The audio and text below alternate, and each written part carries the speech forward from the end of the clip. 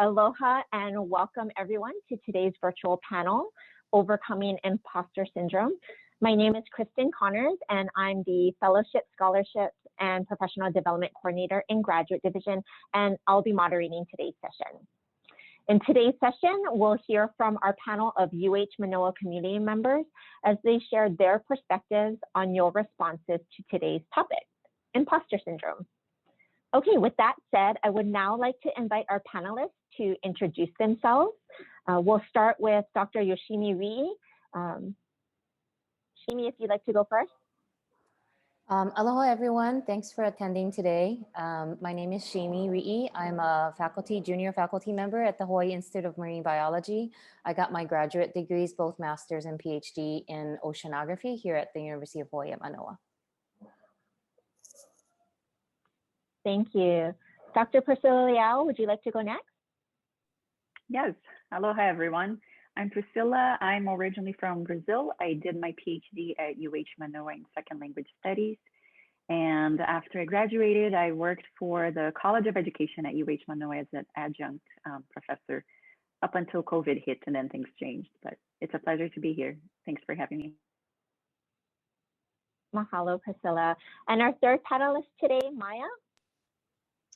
Hi, everyone. I'm Maya Ward. I'm a fourth year PhD student in the economics department here at UH Manoa, and I am also the vice president of the graduate student organization, GSO. Thank you so much, Maya, and welcome to all our panelists. Now, to get us started, we're going to begin with a word association activity. So as we mentioned in our email, today's panel has an interactive format. I'm going to post a link to Mentimeter in our chat box. So let me go ahead and put that in.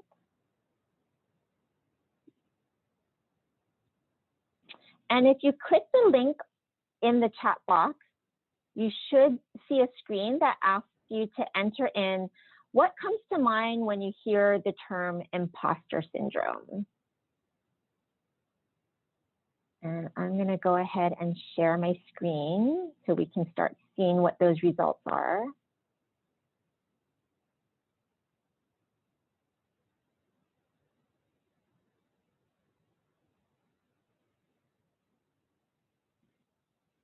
Okay, so you should be seeing some of the words that you're entering in as you fill out this Mentimeter.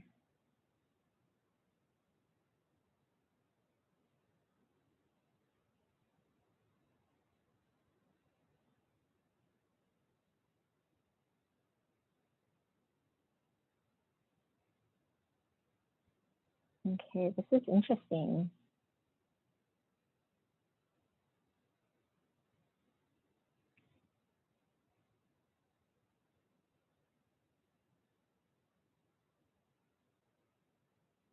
Okay. Oh, fake keeps coming up in the center, insecurity, inauthentic. Okay. Please feel free to keep filling it out. This is a very organic discussion that we're having here today.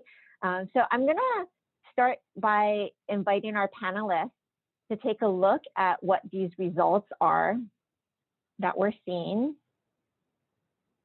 and ask them to share their own definitions of imposter syndrome, and as they feel comfortable sharing their own experiences with imposter syndrome as well as it relates to the responses we're seeing in the word cloud. Shimi, would you like to go first and get us started? Sure. Let's see. The words are, I'm definitely relating to a lot of the words that are coming on, especially some of the things that are, not good enough or self-questioning. And I think one of the main things for me was that like the feelings associated with imposter syndrome changed as I went through all of the stages, as a master's student or a PhD student or a postdoc or now as a junior faculty member. And, you always question yourself when you have these feelings like, is it because of me? Am I having insecurity issues? is it a personal thing and I have to see a therapist or do other things to get over it? Or is it the environment? Is it because my advisor didn't appreciate that I did this, or all this kind of thing. So I think for me, a lot of it was, many of you mentioned it in the Padlet as well. The more you learn, you realize that you don't know anything, especially in academia and grad school. And you go to conferences or you meet a professor that you admire from reading papers, and then you realize you can't even have a normal conversation because you sound ridiculous talking about something you only know like 5% about. And then, I think the way maybe I overcame it was, the more I learned and I became more comfortable in my role, and maybe towards the latter half of my PhD, I realized it's okay that I didn't know it. And the more, I accepted that I didn't know this particular thing about, phytoplankton behavior or something, then, it was okay to ask, or it was okay to admit that you didn't know it. So I think, we'll probably touch on this later, but the more you push yourself in that direction, you start overcoming it and realize that other people feel the same way. Priscilla, can you share your definition and your experience with imposter syndrome? And I'm also going to stop sharing my screen. No, focus back on the don't panel. stop yet. Don't stop yet, because Oh, I am loving. Okay, no, I'll leave no, it on. not yet. I'm loving the Okay, I'll leave it on. organic, how the word cloud is forming and changing, and I see the big letters and I'm trying to read the fine print, and for me, imposter syndrome really has to do with having the skills and thinking that those skills are not adequate. And this can be for conversation, this can be in content, this can be in so many areas of our lives, right?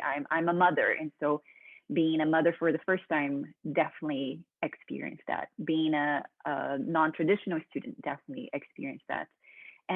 But I think it also has to do all these anxiety and feeling of failure, not good enough, and insecurity also has to do, for me, it has to do with comparing others with myself, comparing myself with others. And so for me, imposter syndrome really has to do with having the skill, but not recognizing it, or thinking that skill is just luck, or it was because you did something that was out of the ordinary and that's why you were successful, rather than thinking that the skill and your ability was what led you to the positive outcome. Thank you, Priscilla. Maya, could you please share your definition and your experience with imposter syndrome? Sure, yeah. So my experience with imposter syndrome, I feel like, is ongoing. And, it's just something that I'll have to keep working on. So for me, I see it as feeling that how I see my abilities does not match how others see them, and that somehow I've been putting on a front or deceiving others into thinking that I'm more capable than I actually am. So for me, I'm relating to a lot of the words here. Anxiety, I can be feeling like, oh, I'm not really sure if I can do this. But then sometimes if somebody's like, oh no, you're fine, like you're smart, you'll be fine. Like that just causes me more anxiety, because it's like they're not recognizing that, there is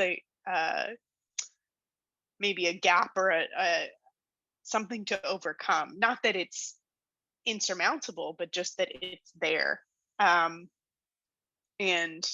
I can just share a quick story. For the first time that I had somebody recognize that was when I was getting my master's at Duke, and I was extremely anxious, and I went to a therapist who actually acknowledged, like, yes, you do not have as much background in economics as the other people in your program.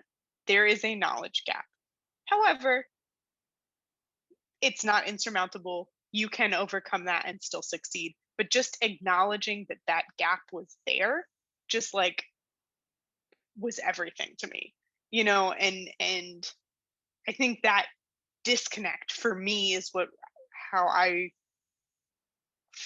that's how I relate to imposter syndrome, is that there's this disconnect between, like, I feel like that others aren't really seeing what's really happening, you know, that I'm somehow hiding my true self from everybody else. Thank you, Maya, for sharing that. And thank you to all of our panelists for sharing your stories, particularly on such a difficult topic. And thank you everyone for filling out our word association activity. I hope that you can relate to some of the things that you're seeing here. Okay, so what we're going to do next is we're going to move to our next activity, which is the Padlet. If you didn't have an opportunity to fill out the Padlet before today's session, I'm going to go ahead and post that. So let me go ahead and stop sharing my screen for a moment.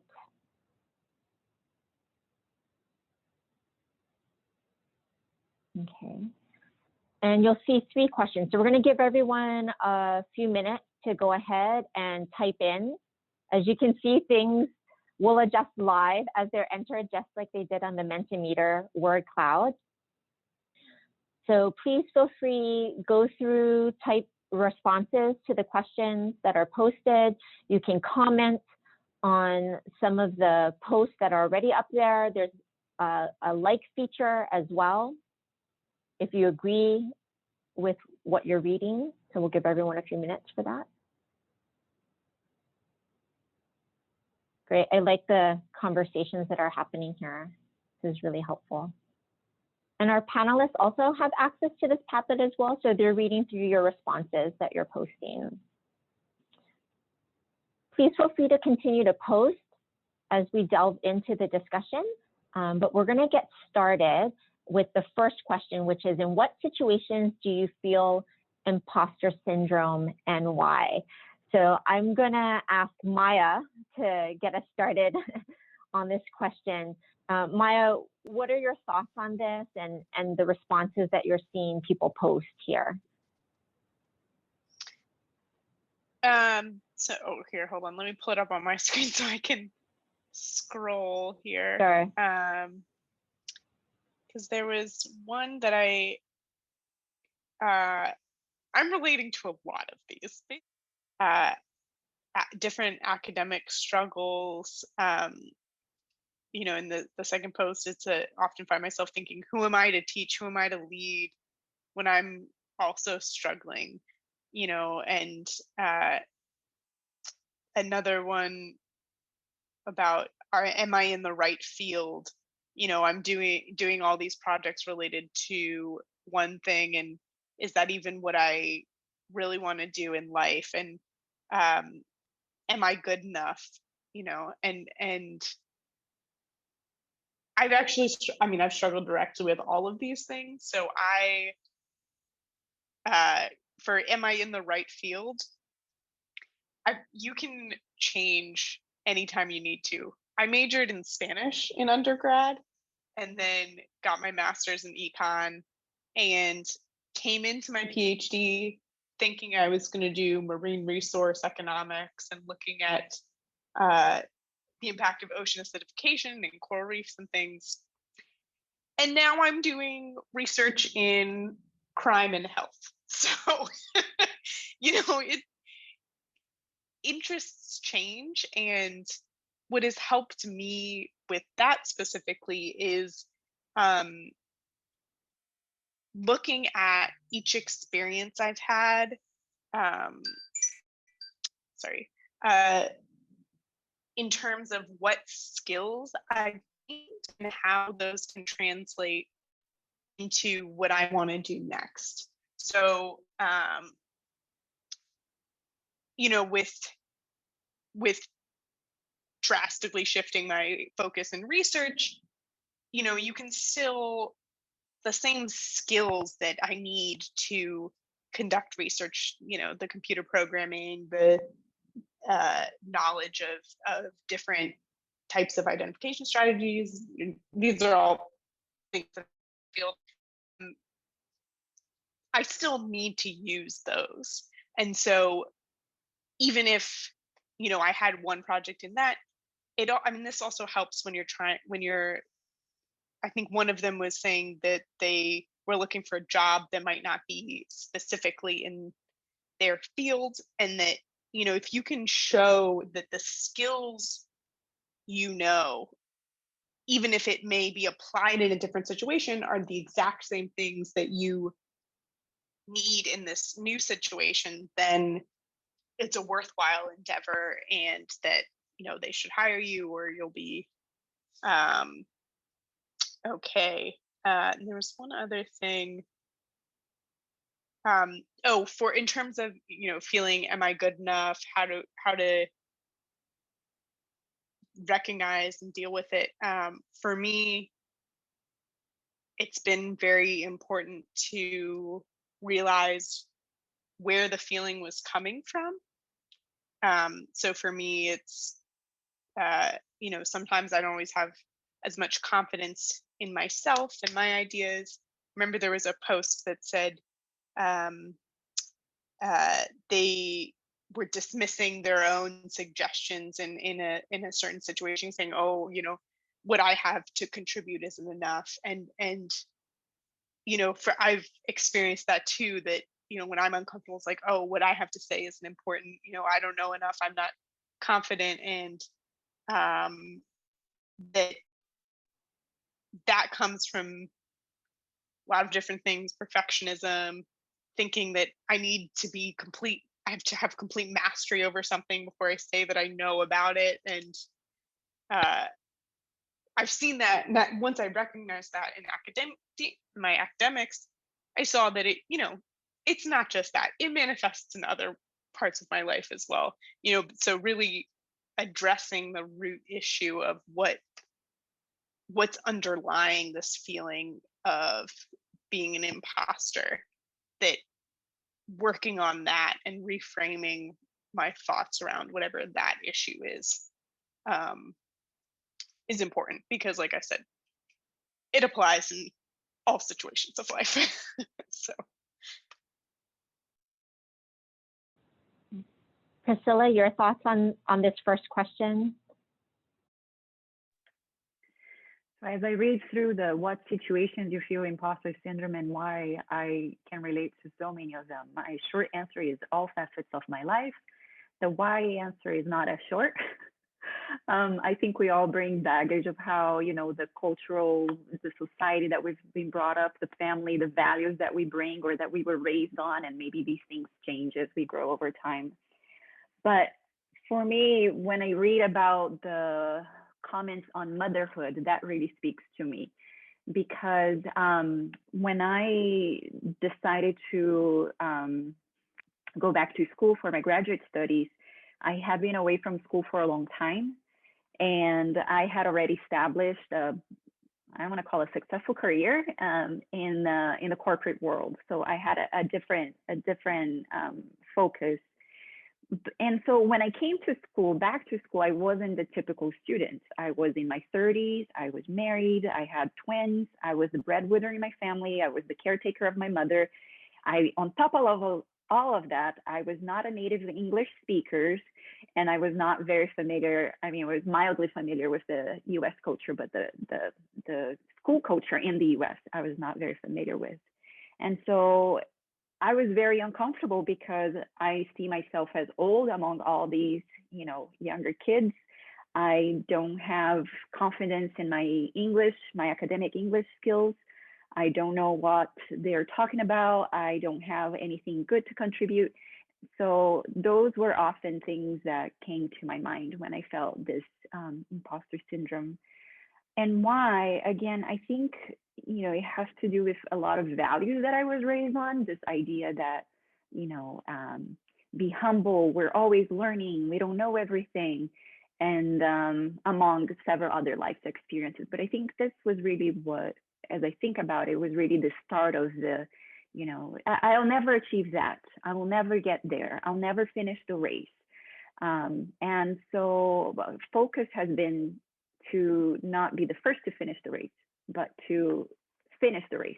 But I guess we can talk about that when we talk about strategies. But again, when I read the comments about motherhood and having to deal with all these other different areas in our lives and feel like we're not meeting the standard in any of these areas, it can feel very demoralizing. And so I'm really looking forward to talk to you about more of the strategies that I've used to help me get through these situations, and hopefully you can find something that's helpful to you too. Thank you, Priscilla.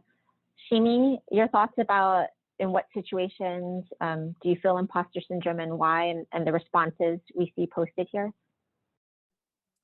Yeah, it's been great hearing from Maya and Priscilla. Priscilla, I feel like you're my soul sister, just learning from you, because the two of the things that really popped out to me in this first column is just two situations for me, this evaluative situations, the comps, the exams, presentations. So I have a little story. I did my master's here and I did really well. Like I didn't even know what I was getting into, but I was really lucky, and here I am attributing everything to luck again. But I was, with a really great project, and I was able to publish and I was able to graduate. But I was adamant I didn't want to go for a PhD, so I actually left grad school and worked in industry for about 3 years, where I realized that I wanted to come back and get my PhD. So, like Priscilla said, when I came back from my PhD, I was close to 30. And all of my friends in the outside world were, getting married and buying houses and, et cetera. And I was like going back to becoming a student. So, and with other students who were in their 20s, and I felt older, not relating to anyone. I'm also local, and in my department, there weren't many local students. So I have a special needs sister, and my mother is aging mom. So, I had a lot of family obligations that, I felt that other grad students didn't relate to because they weren't from here. And I had a lot of obligations during the weekends and just even during the week. So that was really hard. And when I first took my comprehensive exam, I actually didn't pass. And that was a huge blow to my ego and and I didn't pass because of all these, it's never straightforward, right? When I met with several of the committee members, they were like, you did well on the questions, but, your advisor actually moved away and we didn't think you would succeed in your program. So we're going to give you an ultimatum, et cetera. So, that's a different story, but I just felt like, I was in between a rock and a hard place, and that I had a lot of personal things going on, as well as, basically not passing the exam shot my confidence, and I wasn't good enough to be here, and how do I stay in the program? And I ended up, persevering and finding a different advisor and getting my my PhD about not like 6-7 years later. But after that, in my postdoc, at the end of my postdoc, actually, I finished my postdoc and I became pregnant with twins. Also, I'm a new mom. I have 3-year-old twins, and that's when I actually applied for jobs. And during my first job application, I had to pump through it, and I got the job, and I had to actually like take off and pump during meetings, and I felt terrible about it, that I couldn't be there 100%. And how was I supposed to deliver on my deliverables and prove that I was good at this new job when I had my obligation to my family and and to feed my babies, basically? So I'm feeling kind of emotional about it, but because it was such a hard episode at that time. And I think, all of that is a struggle psychologically, and talking about it, and then people relating to and hearing, Maya and Priscilla and what they go through, like normalizes it. And I see that in the Padlet as well, like normalizing these experiences, I think is really the way to go, because it is a constant struggle for what's ingrained in us as women, being apologetic about some things, and attributing things to luck. Thank you so much for sharing that. Okay, let's delve into our second question about strategies to address imposter syndrome. I think everyone's really anxious to hear our panel's responses to that. So let's start off with Priscilla. What are your thoughts on what you're seeing, or even other ideas? You said you had some things you wanted to share as well from your own experience. Yes, and let me preface by saying that when I was invited to participate in this panel, my first question was, do I have the right profile? So you can see the imposter syndrome. It's, we call it syndrome thinking there's a cure, but I'm not sure there is such thing. I think we can find ways to, like Maya was saying, acknowledge it, and by acknowledging it, then we can work through it. I hear you when you say, I feel like I have to work twice as hard. And for those of us who feel that way, I wanted to say, do it your way. And that's my strategy. So as soon as I realized that I was not the traditional student in the PhD program, that I didn't have 16 hours a day to read and write and attend conferences and write papers, that I couldn't take 4 classes at a time, I made what was realistic to me, and that was 2 classes a semester. That was what's realistic to me as a mother, as a daughter, as all these other things, working outside of academia. And that was my standard. And if I made 2 classes a semester, that was successful. Time would pass by anyway, but I was working towards my goal. So 2 classes at a time. And while I had a lot of peers who were going to a conference a month, I couldn't afford that, both financially and in relation to my family and the responsibility that I had with them. So I would tell myself, I'll go to 1 conference, 1 local conference a year, and 1 national/international conference a year. While I had peers who were, writing papers and publishing nonstop, I told myself that if I had 1 a year, that would give me a good base. And I know different fields have different requirements, but the message being, I have to work twice as hard. Yes, it's not cool, but you can do it, and do it your way. Do not compare yourself to someone who looks like from the outside that everything's perfect to them. Getting into the program, I was top of my class. And when I got into the program, I realized that everybody else was also the top of their class. And now all of a sudden, I'm in this group of, super achievers, and I don't feel like I am such top anymore. Or even if I was never top of the class, just being there in an environment where I feel like I don't know much. For me, what always rings back is that my mom used to tell me, it's like a ladder. Not a letter that you read, a letter that you climb. See, my English is second language coming in here. But the ladder that you climb, right? So your instinct is to look up. And if you look up, there will always be someone on top of you. And that's all you can see, how much better they are, how much more they know, how much this, and that. And we forget in the ladder to look down. And when we look down, there's actually people below us as well, and they're looking up to us. So we're always in a situation as, yes, there will be people who know more than you, but guess what? You also know more than others. There are people who know less. And for me, that's the trick with comparison, is looking at, we're in the middle. There will always be someone better, most, best, and there will always be someone who will be looking up to us and thinking, how do they get there? And you can think about your own journey in your life. So my first year as a PhD student, how I felt, and the second year as a PhD student, how I felt was slightly different, because now all of a sudden we had new PhD students who were looking up to me for suggestions and comments and advice. And although I felt I'm in no place to give advice, you know what? I was, because all the other students were 3rd and 4th year. They had very different things going on in their lives, and I was the closest to the ones who I had just had that experience. So for me, the strategy is, again, going back to my acknowledge, try to find out why, and remember that there will always be people with more and always be people with less. And I leave you with that. Thank you. I really like that ladder analogy that you shared with us, Priscilla, because also looking back at our past, we can also see past successes and skills that we have, kind of like what Maya was saying before, what are our transferable skills that we can take with us to continue to build on. So speaking of Maya, I'm going to invite you next to respond to the posts that we're seeing here and strategies that you try to apply and may have worked or may not have worked for you. Yeah, I really enjoyed what you said, Priscilla, and others talking about like syndrome makes it feel like there's a solution, but really I see it as this is just part of my personal journey to self-acceptance. And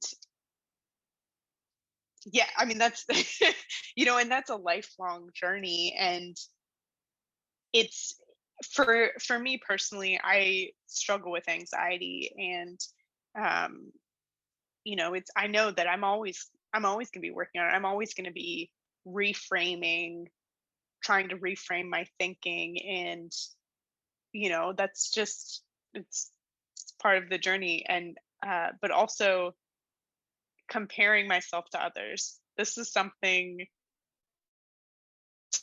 of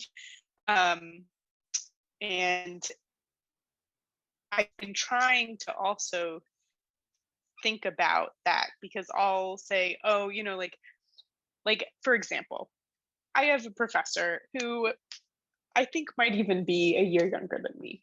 And I'm still in the middle of getting my PhD, and it's like, oh my gosh, have I failed at life? I've seen this on the different things. People say, oh, am I a success? Am I a failure? And I try and what I try and do is when I'm comparing myself to somebody else, I think about their life journey and my life journey.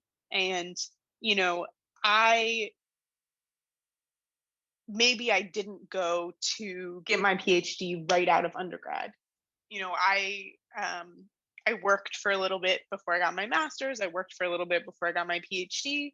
And so of course I'm not going to be, 27 and a professor and all this stuff, but I had to go on my own path. And from that, I gained different things from what this other person had. I gained different experiences, not to say any experiences are better or worse. It's just different. And to recognize that my life is different from this other person. Like Priscilla was saying, do it your own way. That I have a unique path. We all have a unique path that we're on. And that's of course going to impact how, the result. And so how I am is going to be different from how somebody else is. Something else that I've keep trying to remind myself is that, about that my best right now, and this is especially pertinent. I'm saying this because I saw somebody mentioning COVID in one of the things, and I was really down on myself with how much I was able to focus and get done during this almost year-long pandemic now. And that your best, people say always do your best. You're like, oh, but last year I could do all of these things and now I can't sit down and focus, and why is that? And that your best right now isn't necessarily the same as your best at another point in time, but it is the best that you can do given all of the factors of your situation at this moment. This is much easier said than done. But I especially, like, recently with COVID and everything, like I've been really trying to look at, okay, what is my situation? And why am I feeling this way? Why can't I focus? And all, and doing that. And so for strategies, self-reflection for me is a big thing that I do. And I'm right on the screen practicing self-compassion. That's exactly what it is. And also the one right below it, talking to different people. I'm lucky I have a very good relationship with my family, but it can also be your chosen family, your friends, or whomever, that may not even be in academia. Sometimes it's helpful for me to talk to people who are in my same situation, and sometimes I want to talk to somebody who's removed from it. And actually, when I was just talking with my brother the other day, he is working in industry, and so he could give me a perspective for, like, I was thinking about, oh, I have to know all this stuff as soon as I graduate, and they're going to expect me to know everything related to the topic of my dissertation and all of this stuff. Just because, no, this is your first step, on your journey for this subject, and so getting that different perspective um, is very helpful. And as other people have mentioned on this, I also, I'm very open about this. I have a therapist. She's wonderful. For me, that really helps me a lot. Um, I did see a post or somebody was asking about how to be more vulnerable. If you don't feel comfortable talking to friends or family or whomever. Um, for me, that's one thing, is that a therapist or counselor is, they're have to be uh, confidential. So I know some people still don't feel comfortable with that, but it is confidential, and there are different services that can help you. Um, and there's also different. Just realized I'm talking a lot. I'm sorry, but there's apps, for meditation or mindfulness, that, different strategies. For me, that helps. And I'm also more than willing to talk to anybody who wants to just get a coffee and chat about this. If you want a totally no strings attached conversation. So Thank you. Thanks for putting yourself out there, Maya. Shimi? Yeah, thank you guys all for your thoughts, and the Padlet is filling out great. I kind of want to print it out and read it from time to time for my own therapy session. But like Maya said, somebody earlier this week told me to be kind to myself this week. So I keep those words keep ringing in my head, about self-compassion, and just be kind to yourself about how much you can do. But I think for me, looking back and then looking at my current state, graduate school perpetuates imposter syndrome, but also helps you overcome it because as you go through different stages and interaction with your peers and different people that you meet through different walks of your life, it makes you realize that you can't be an expert on anything, or if grad school, teaches you anything, it tells you to be resourceful. So, even if you don't know something, you know how to go about learning that, or how to go about making that happen. So I think,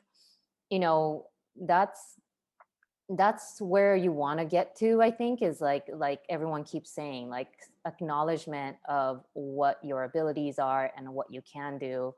And like Priscilla said, like by preparing for this, this webinar, I'm like, wait, can I even speak eloquently about imposter syndrome, and is what I've been thinking and feeling imposter syndrome? And there's this self-doubt again. And then I think it's this, constant negative, voice in your head. It makes me think about this book I read, The Power of Now by Eckhart Tolle, I think. About how you have this like voice that is constantly thinking about the future or the past, but really staying in the moment. And I think, that's what Maya is thinking about when she recommends mindfulness, is really think about what you can do, what you have the ability to do. And an example of that is, this past week, I submitted a manuscript, which was actually the last chapter of my thesis from dissertation like 6 years ago. And it was a huge thing. And I thought, oh, this week is going to be great. I'm going to feel this huge load off my shoulder. But instead, I felt so anxious. I was just overridden with anxiety because of all the things I ignored to finish this. And then they were all on the top of my list. And basically, around 3 or 4 p.m. in the afternoon, I have to like rush to finish things, to do like the night routine with my kids. Otherwise I have to, work at night. And so it was like, no, just take a step back, really prioritize your lists. What can you do? If you don't finish it, do you have to be a perfectionist about it? How perfect does it need to be, to get it to the point where you can check that off your list? And in reading some of the articles to prepare for this webinar, that really resonated with me, this perfectionism syndrome that's associated with imposter syndrome. It's like, do you really need to get this document to a like perfect shape, or do you have another go around with your advisor or with your, mentor, or you're creating a figure and you're in Illustrator and you're trying to make it like this perfect thing, but do you really need to get it there because you're going to revise it again, and so to evaluate what level something needs to be to like basically curb your perfectionism, will, I think, your ease your anxiety. Another thing I saw that was really interesting is this superhero syndrome, which I definitely didn't think I had, but I think I do, is like basically feeling like you have to do the best at everything. And that probably comes from your upbringing and the environment that you grow up in.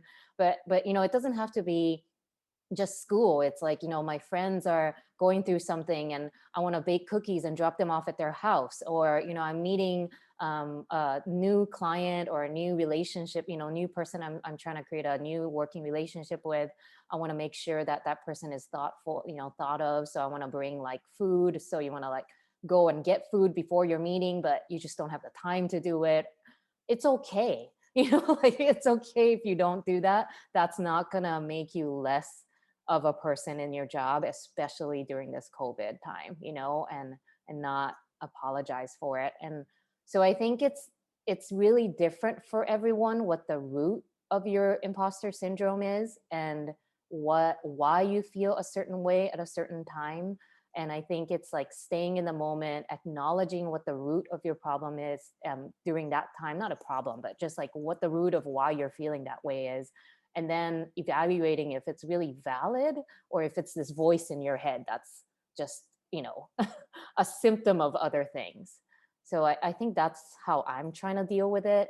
And of course, just, one more thing. I know I'm taking up a lot of time, but just peer mentors and mentors is how I survived everything. If I wouldn't be here if it wasn't for my grad school friends, my friends I had since high school and college that are not in academia. I also have like mentors or friends that are a step above me, or something like that, who I can ask for advice about certain things that I don't know how to do in my career right now. And what's really been helping during COVID is we have like weekly or bi-weekly or monthly check-ins with several of my peers. And basically, sometimes it'll be like, I'm really busy, let's just postpone, or it'll just be a 5-minute phone call that ends up like you start gabbing about something that has nothing to do, maybe I'll talk about like how I feel anxious this week. So, just checking in with people and hearing about their problems or their issues that week and having your thoughts heard. I think that has really made me, perpetuate and survive through this academic world. Thank you. So I'm taking a look at the time. I wish we had even another hour to continue the conversation. But what I'm going to do is I'm just going to ask Priscilla to start by, is there anything in that last column, the other thoughts and ideas that really stood out to you that you wanted to address quickly before we close up our panel for today? Yes, absolutely. Let me scroll through these quickly and refresh my memory. I see a lot of reflection of what we have already been talked about, normalizing, realizing we're not alone. I also see some comments, bringing attention to not to expanding this concept of imposter syndrome from the self into the system. And I think that's a very valid comment. And again, it's not something that I can comment on 5 minutes. I wish we had more time. And I think it's a great way to lead into if we have a part 2 of this panel, because yes, there are things in the system, and the system is made of people, and different people, different values, affect us differently. I just wanted to, in this other thoughts and ideas, I wanted to add a couple. One is the idea of, priority. Shimi talked about priority, and it reminded me that what's priority and what's urgent, it's not always the same. For me, it took a while to realize that my children will always be my priority. My family will always be my priority. But sometimes when I was teaching or doing comps or preparing for whatever conference, that was more urgent and that needed my immediate attention. But it didn't mean that my children were any less priority. So if you're thinking about, spreading yourself thin and you have moments of doubt, think about what is my priority, what's my urgency, and what is urgent to help you. Also think about I think about, the imposter syndrome. It reminded me the first time that I felt it, it was actually when I had lived in the US for a few years and then went back to Brazil. And in the US, I call myself Brazilian. And when I went back to Brazil, apparently I had changed enough that people didn't think I was Brazilian enough. And so in Brazil, I wasn't Brazilian. And in the US, I was an American. And all of a sudden, I just felt like a fake. What am I? And with time, it's been a few years now, I've come to the conclusion that I don't need to label myself anything. I am me.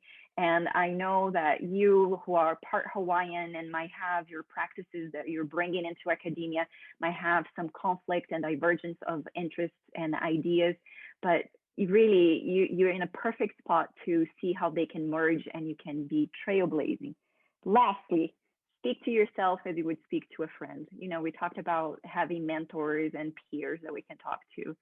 And why is it that we can always be so kind and offering such love and care and support and patience and advice to others, but not to ourselves? So I think, other thoughts and ideas to me has to do with talk to yourself as if you were talking to a friend. Be kind to yourself. It goes a long way. Thanks. Thank you, Priscilla. Maya, anything that stands out to you in the other thoughts and ideas, and rounding out with your closing thoughts? Actually, something that I had been thinking about just directly relates to what Priscilla ended with about speaking to yourself as you would a friend. And there was a comment in there saying that that person is their own worst critic, and I think we can often be harder on ourselves than we are on other people, expecting more. And one thing I do is occasionally I will go on a run or a walk, and the Nike app has some guided ones that partner with Headspace. And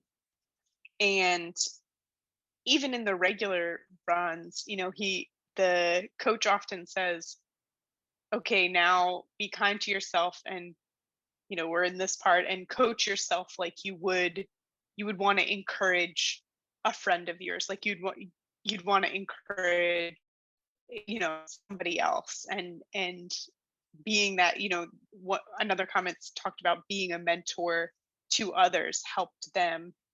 And I think that is important, to help others, but then also recognize what you say to those other people, and then make sure that you're also saying that to yourself,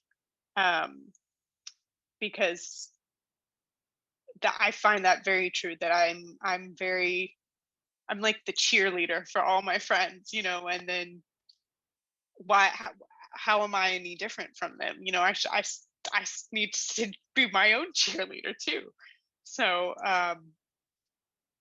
yeah, I was just, it was so funny because I was just thinking about that, and then Priscilla just said that immediately. So, yeah, for me, that's been important, and I like doing the staying active too. Just helps for me, helps with my general anxiety and uh, outlook on life.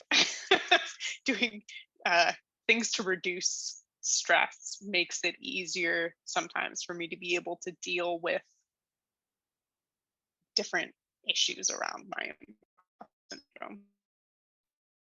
I put my email in the chat, so if anybody wants to reach out at any point, please feel free. Thank you, Maya. Shimi, would you like to close things out? If there's anything in the thoughts and ideas that really stood out to you and your closing thoughts? Sure. Thank you, guys. Everybody's, I agree with everything that's in thoughts and ideas and what Maya and Priscilla has said. I wanted to address some of the questions actually that were in Q&A, about suggestions and tools to improve mindsets to become more humble and open to change and becoming vulnerable.